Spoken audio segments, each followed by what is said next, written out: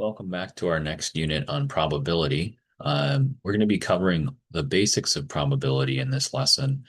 In the first part of our lesson, we're going to be going over two-way tables, Venn diagrams, and probability in general.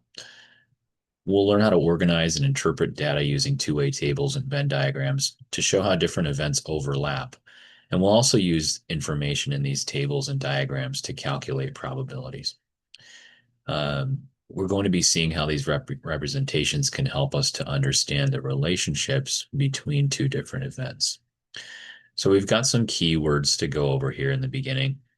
It's kind of a lot of information in the very beginning, but this is going to give us a nice overview of everything we need to know for probability. So the first topic on here is on mutually exclusive events. And our first questions are going to be asking us if something is mutually exclusive or not. So two events are mutually exclusive if they cannot happen at the same time. So if one event happens, the other event can't happen.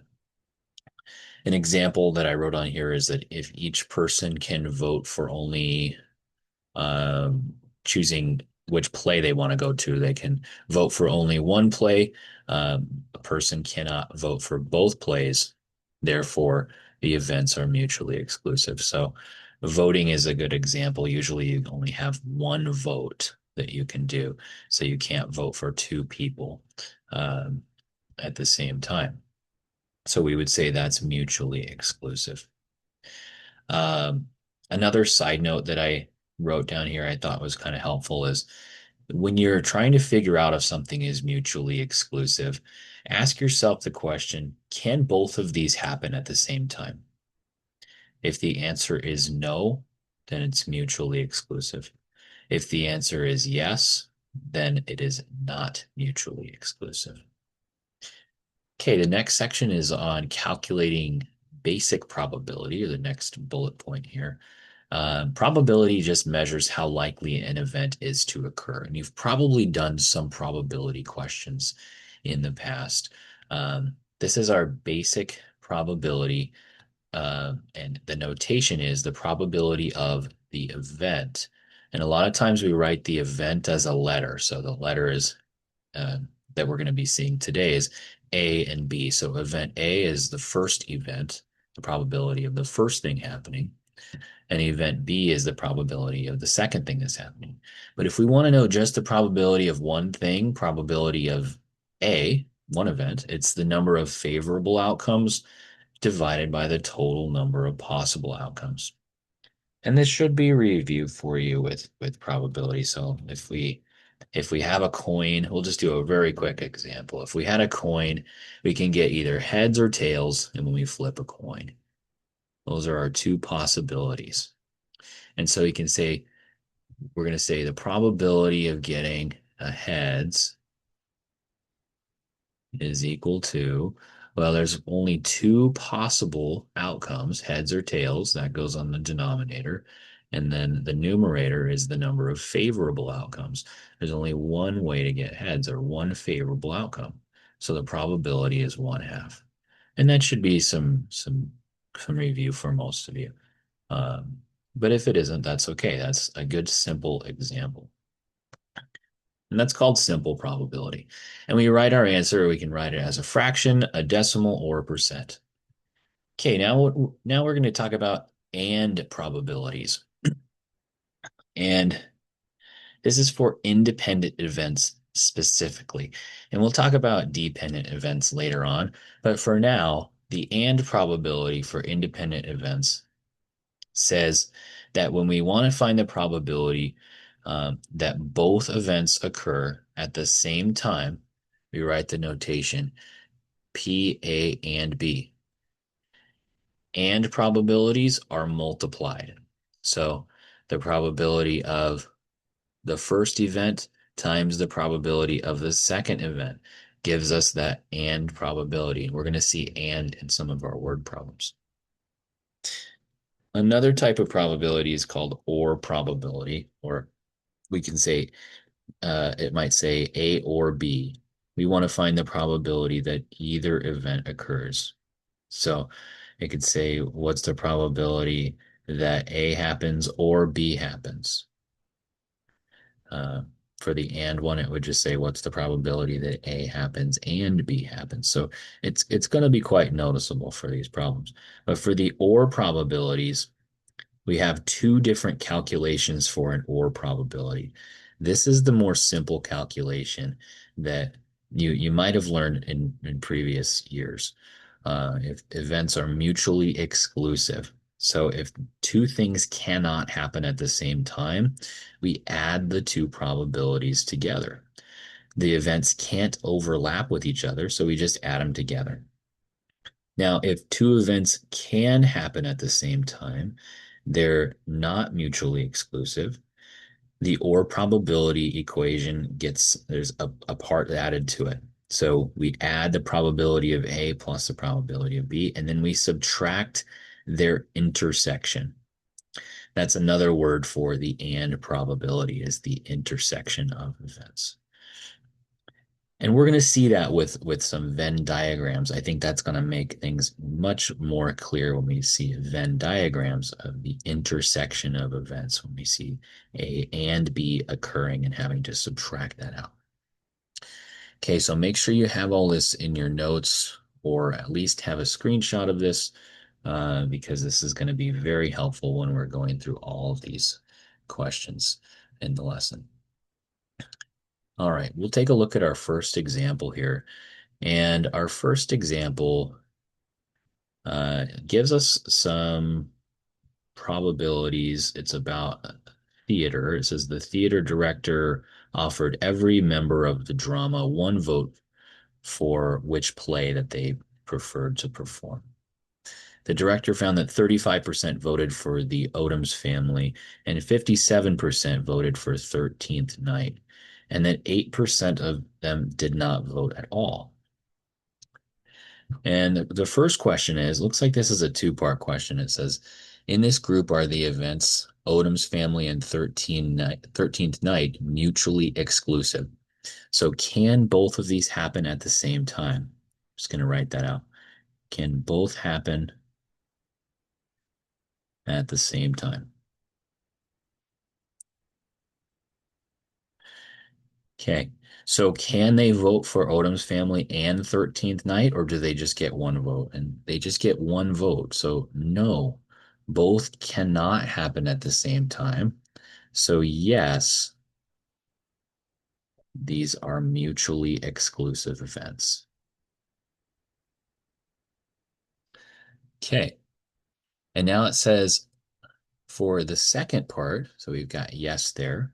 For the second part of our question, it says, find the probability that a randomly selected person from this group voted for Odom's Family or 13th Night. Now, we're going to go back up to our notes just this one time, but I'm gonna let you use your notes on the rest of these, so that way you can kind of take a look at them as we go here. But so we have mutually exclusive or, so we're looking at this equation, for example, number one. And so we're going to just add the probabilities of the first event plus the second event, PA plus PB. So let me write that out. PA or B is equal to probability of event A happening plus the probability of event B happening. We're going to say Odom's Family is event A. Actually, that's not the probability. This is just event A, and this is event B. So the probability of the Odom's Family, it says 35% voted for the Odom's Family. So that is 0.35 for the probability of event A, the Odom's Family. For event B, is 57% voted for 13th Night. So 0.57 for event B. Okay, we're going to add these probabilities together, and we get 0.92 or 92% for the probability that somebody voted for Odom's Family or 13th Night. So 0.92 is our final answer for that. Okay, so again, we have two different equations, but we have to decide which one to use. by determining if it's mutually exclusive or not in the first part. Let's look at another one of these.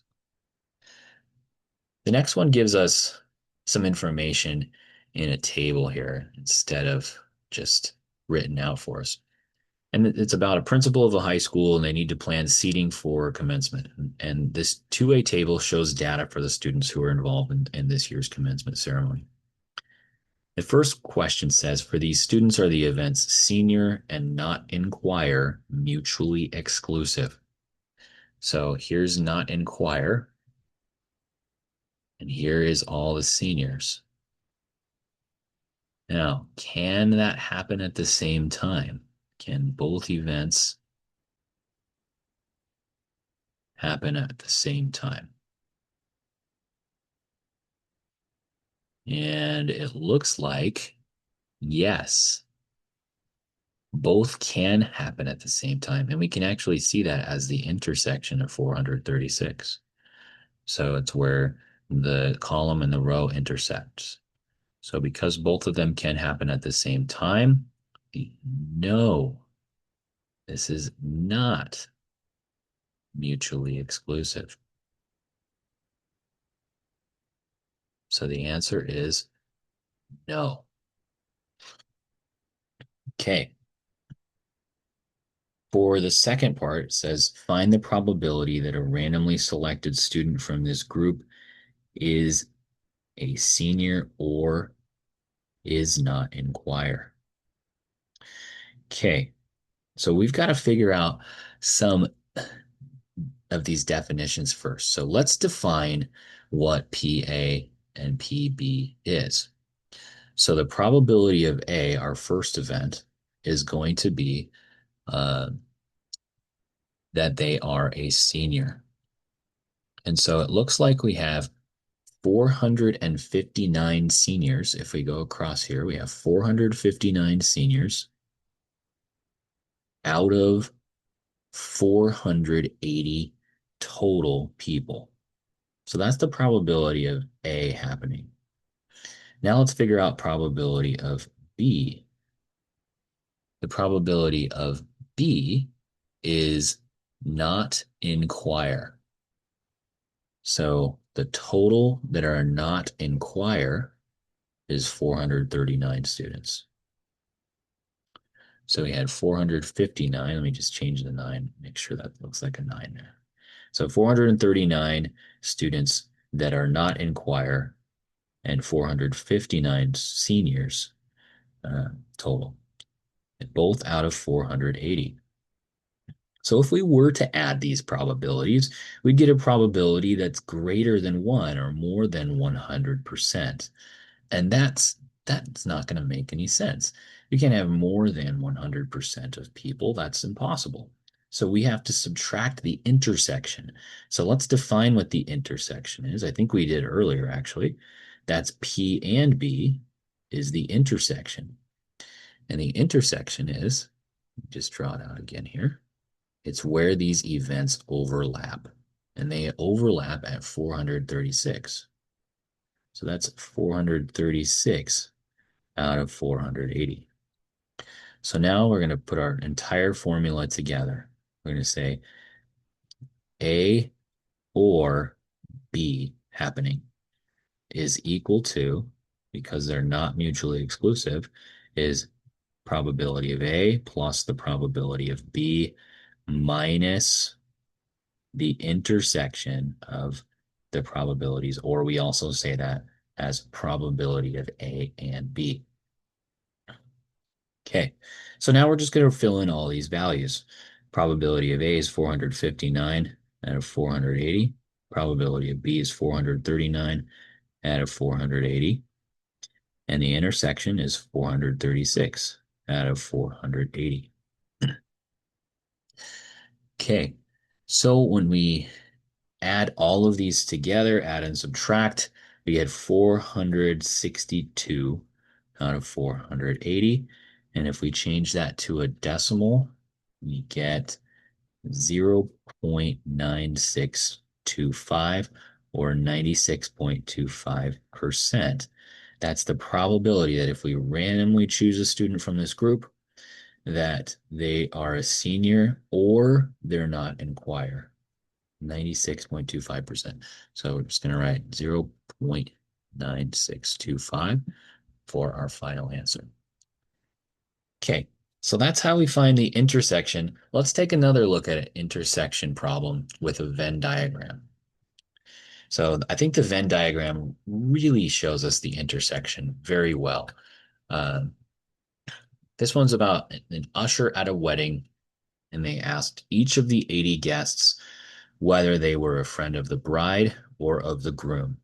It says, here are the results. And we have a Venn diagram of bride and groom. And the first question that it says is, are the events bride and groom mutually exclusive?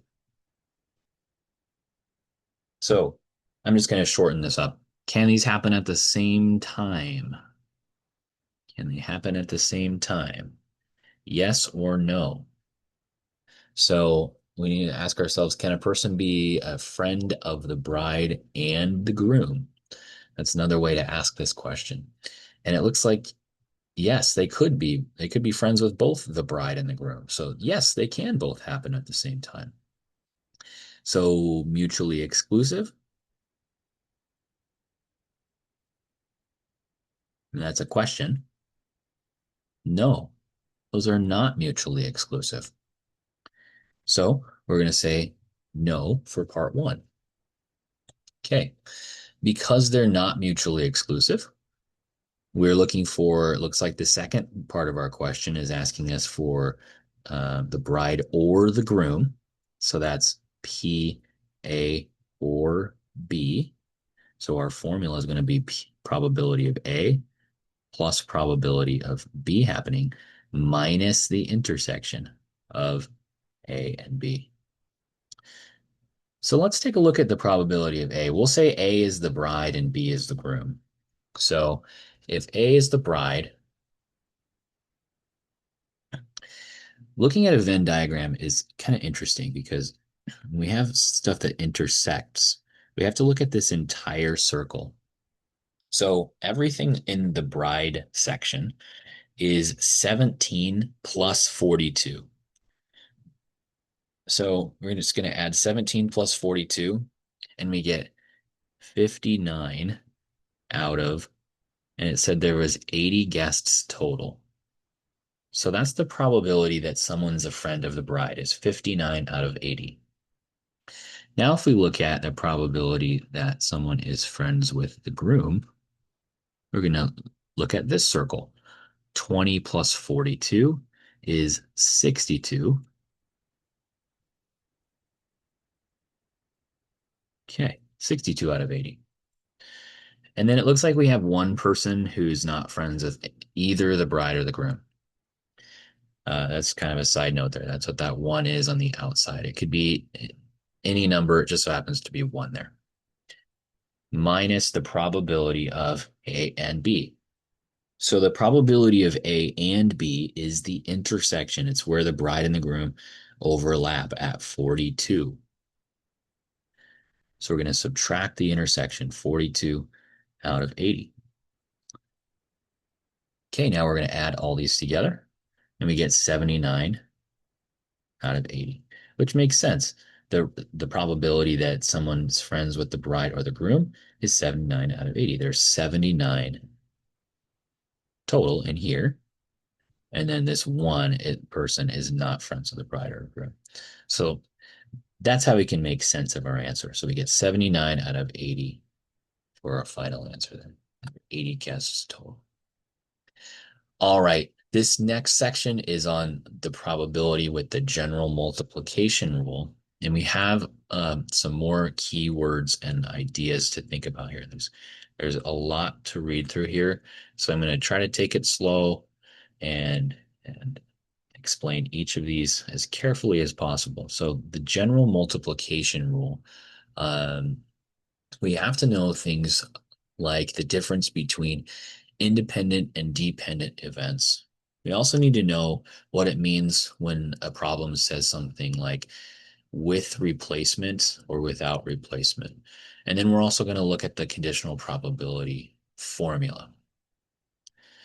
Then we're going to dive a little bit deeper into the different formulas of conditional probability, um, given that we now know these vocabulary terms.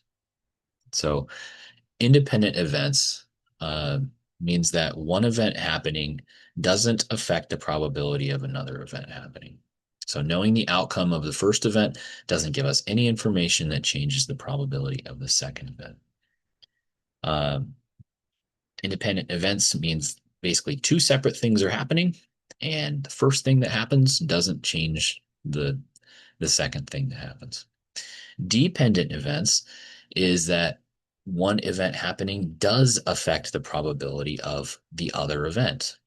So once the first event occurs, the probability of the second event changes with and without replacement. So if something says with replacement, that means that if we pick a card out of a deck of cards and it's with replacement, that means we put that card back into the deck of cards. If it's without replacement, that means that we do the first event, maybe pull out a card from a deck of cards, and then do not put it back for the next probability. When that happens, that changes our probability fraction. That changes the denominator of our fraction and the numerator as well, usually. Okay. Conditional probability is the probability that one event occurs given that another event has already happened. And we write it as PBA, or read more formally is the probability of B given that A happened. And the formula for this is the probability of B given A is equal to PA and B over PA. And then we can have the other way around. If we have the probability of A given that B has happened, we have PA and B over PB. Okay, so those are our two formulas, two different ways that we can write conditional probability. And this will make a lot more sense when we get to our examples. A couple more definitions here. So the conditional probability for independent versus dependent events. For independent events, our formula for conditional probability is really simple. I'm actually going to show you the probability formula for conditional probability. That's probably going to be a little more helpful to see both of those there. So the probability of B given that A happens is just the probability of B for independent events. Really simple. We're just saying, what's the probability of B even though A has already happened? Well, if they're two separate things, the probability of B is just the probability of B. For dependent events, though, it's a little bit different. We can't just say that the probability of the second thing happening is equal to the probability of the second thing happening if the first thing that happened might change the second thing that's going to happen. Okay, so that's independent and dependent events, the conditional probability rules. We also have the general multiplication rule. Shouldn't have scrolled down there. Come back up here. We have the general multiplication rule for independent versus dependent events. And for independent events, two separate things that are happening. The first thing doesn't affect the second thing. That's independent events. The formula for the general multiplication rule is the same thing that we've done so far, is just A and B, which is the probability of the first thing times the probability of the second thing happening. That's for independent events. Now, if we have something where the second event changes based on the first event, that's a dependent event. And our formula is now the probability of the first thing happening, probability of A, times the probability of B given that A has happened. And then we have to use our conditional probability formula to figure out what is PBA. And that's, again, the conditional probability formula up here. Okay, so that is a ton of new information. Again, this is going to make a lot more sense when we do our examples. So let's jump to our first example. This first example says Sammy and Hannah are finalists in a cooking competition. For the final round, each of them will randomly select a card without replacement that will reveal what their star ingredient has to be. And here are the cards that they're going to select. So it looks like they have 6 cards. They can't see what those cards are, and they're just going to each pick a card. But Sammy's going to, let's see. Sammy's going to draw first, and then Hannah's going to draw. They both want to get leeks. They want that ingredient. And it says, what's the probability that neither of them draws the leeks card? So Sammy draws first. We have no replacement. So I'm going to say Sammy is equal to A, no replacement. That's the first part of this. And with no replacement, the denominator changes for the second probability. Okay, so let's get a little more accurate here of what probability of A is. So I'm going to say the probability of A is equal to Sammy does not draw the leeks card. I'm just going to say draw leeks. Okay. And the probability, the second thing happening is the probability of Hannah, given that Sammy does not draw leeks. So the probability of Hannah not drawing the leeks card also, given that Sammy does not draw the leeks card also. Sammy goes first, then Hannah. Okay, so let's figure out the first one. Probability of A in terms of numbers. What's the probability that Sammy does not draw the leeks card?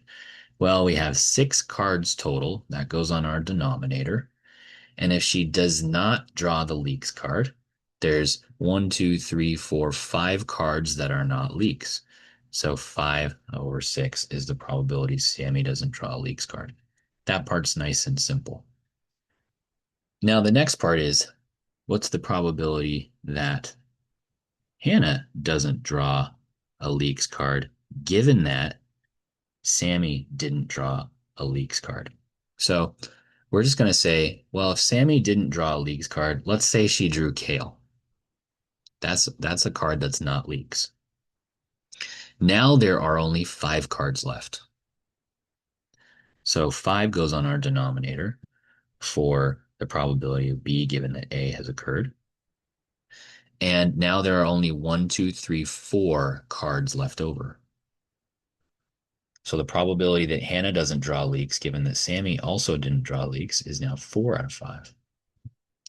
Okay, and the probability of A and B happening, it says, what's the probability that neither of them draws leeks? That means that that they both didn't draw leeks. And that's not specifically stated but it is an and probability. So this one's P, A, and B is probability of A times the probability of B given that A has occurred.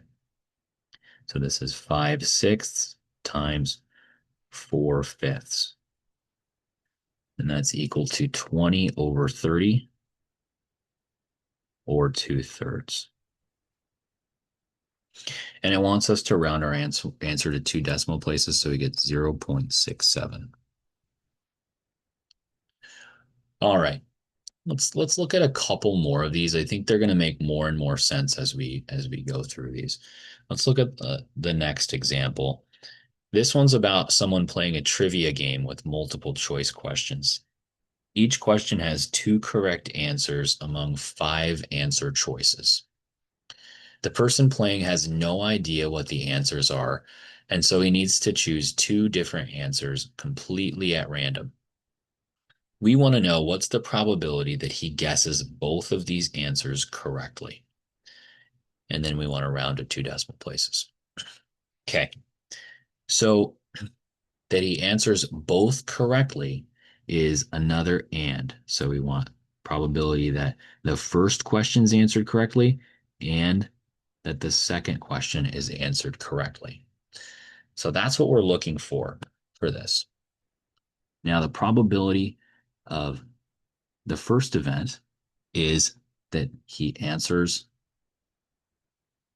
the first question correct. The second thing that's going to happen is we're saying that he's already answered the first question correct, but we want to know what's the probability he answers the second question given that he answers the first question correct. So he answers the second question correctly.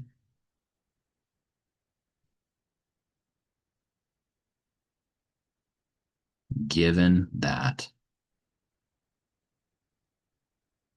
the first question is correct also.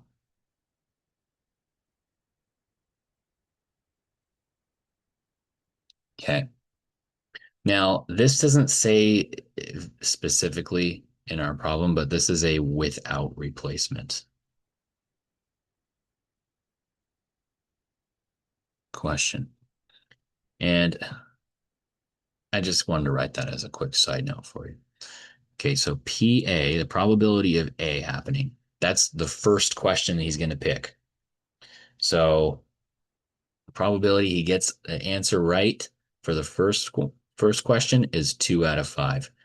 2 correct answers, 5 answer choices. Now, the second thing that's happening, we're saying that the probability he gets the second question right, given that he already got that first question correct, is now there's only one correct answer left out of 4 total answer choices. So now we want to know both means and. Probability of A and B happening is equal to the probability of A times the probability of B given that A has occurred. And we're just plugging in these numbers now. And we get 2/5 times 1/4 is 2 over 20, which is 1/10 or 0.1. So he only has a 10% chance of answering both of those questions correct out of these 5 answer choices, 2 correct, 5 answer choices. Okay, we're going to look at one more that's with a spinner. This one's a little bit different. This one is about a game show, and they're spinning a wheel with 24 equally sized segments. Most of the segments, they show different prize amounts, but 2 of them are labeled bankrupt. Those are the most important parts of this problem. And it says, suppose the contestant's going to spin the wheel twice in a row, and the outcome of one spin doesn't change the outcome of future spins. Okay. What's the probability that neither of them lands on bankrupt? So the probability of A is first spin is not equal to bankrupt. And the probability of B, given that A occurred, is that the second spin. Actually, it's not given that A occurred because they're independent events. So really, we're just looking at the probability of B here, is that the second spin is not bankrupt. Okay. Neither again means both. This one now is probability of A and B happening is just, we're just going to multiply these now. Because the probability of the second thing happening has nothing to do with the first spin. So this is the probability of A times the probability of B. And this is a much more simple calculation, I think, because we're just multiplying. event A probability times event B probability. Probability of event A happening, it says not landing on bankrupt. Two of them are bankrupt out of 24, so not bankrupt would be 22 out of 24. And the same thing for the second spin, 22 out of 24. And we can simplify that. That's 11 out of 12 times 11 out of 12, or 11 out of 12 squared, which is 121 over 144. And then if we write that as a decimal, we get 0.84. So just to summarize, if the first event that happens, it doesn't affect the probability of the second event, we just use the general multiplication rule, just multiply probability of first thing times probability of second thing.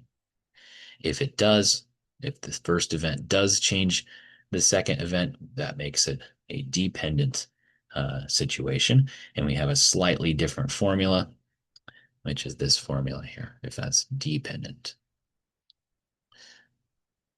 All right.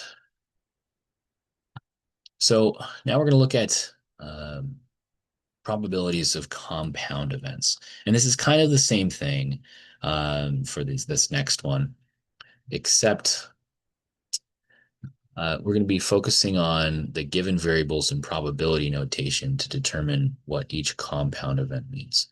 So we're going to use many of the same probability ideas and notation from the general multiplication rule, but instead of focusing on calculating those probabilities, we're going to focus on interpreting what the notation is telling us about the events. So we have the same situation here with the spinner, the 24 pieces on the spinner, 2 of them are bankrupt. And then it gives us this information here. It says, suppose they're going to spin the wheel twice in a row. Here are some events and their meanings. So B1 is the first spin lands on bankrupt. B2, second spin is on bankrupt. B1C is the first spin does not land on bankrupt. And B2C is the second spin does not land on bankrupt.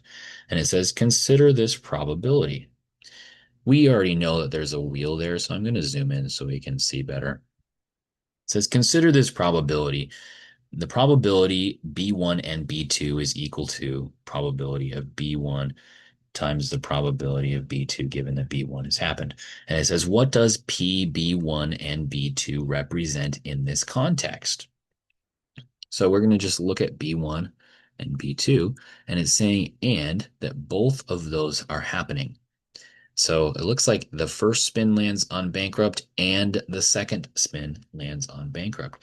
That would be the interpretation of probability of B1 and B2. So that's the probability that both spins land on bankrupt. So we're just interpreting what these variables are in terms of a word interpretation. Here's the next one. It's about a deck of cards. There's 52 cards in the deck of cards, 13 clubs, 13 diamonds, 13 hearts, 13 spades. Suppose that Kai is going to draw 2 cards without replacement. Here are some events and their meanings. Okay, so it says S1, the first card is a spade. S2, the second card is a spade. S1C, first card not a spade. S2C, second card not a spade. Consider this probability, and it gives us the general multiplication rule for dependent events. And it says, what does the probability of S2 given that S1C represent? What does that mean? So this would be the probability of the second card is a spade, given that the first card is not a spade. Okay. So the second card is a spade, given that the first card is not a spade. Let's take a look at these. That neither is a spade, that doesn't look correct. Both cards are spades, that doesn't look correct. The probability that the second card is a spade, given that the first card is not a spade, looks like that one is C. So we just have to know how to read this notation. So it's,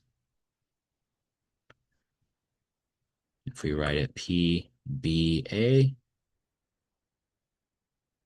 that's probability of B given that A has happened.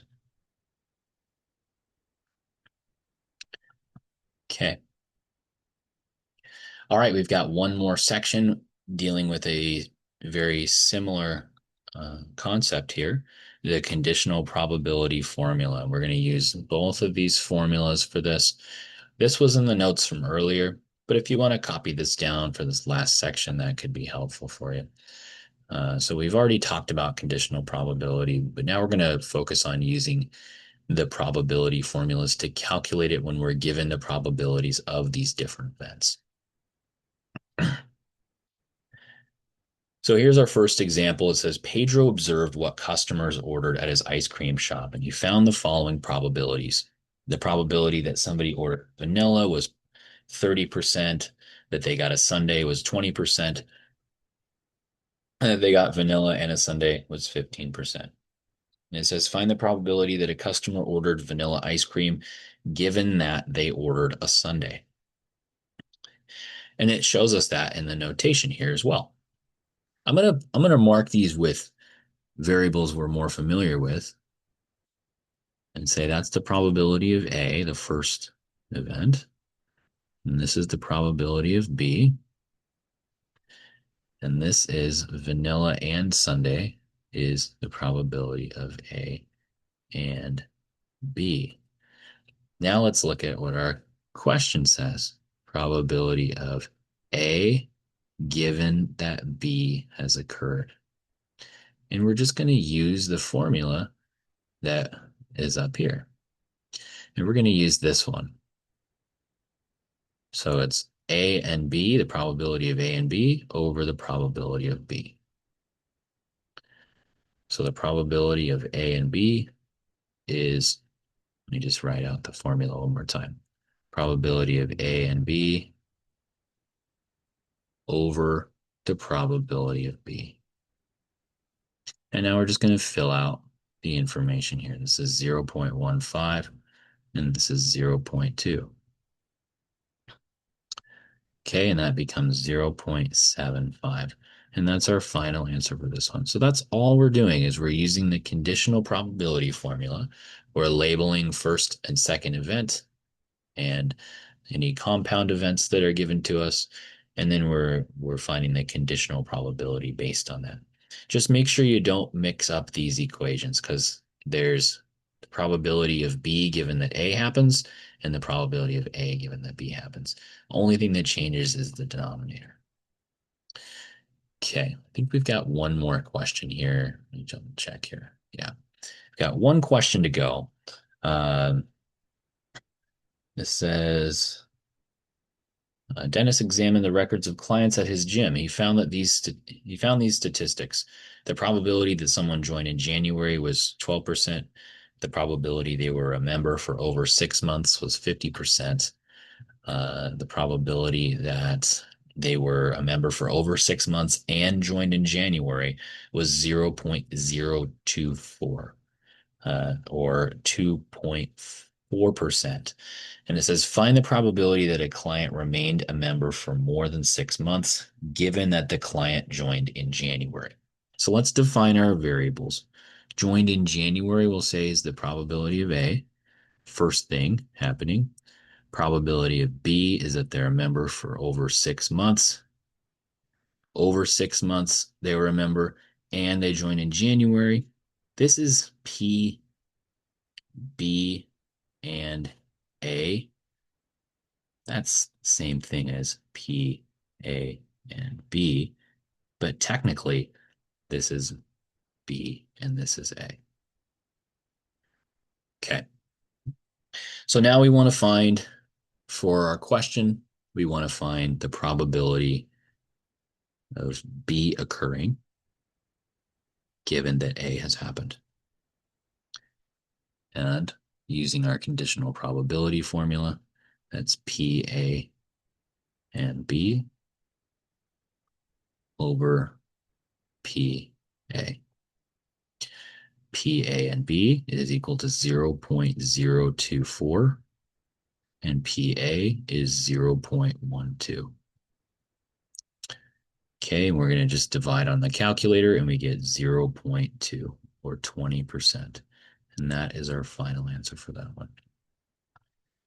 All right. So that is everything on probability with two-way tables, Venn diagrams, general multiplication rule, and for finding probability that two events both occur. We've also covered interpreting compound events using probability notation and calculating conditional probability when we know that another event has already occurred.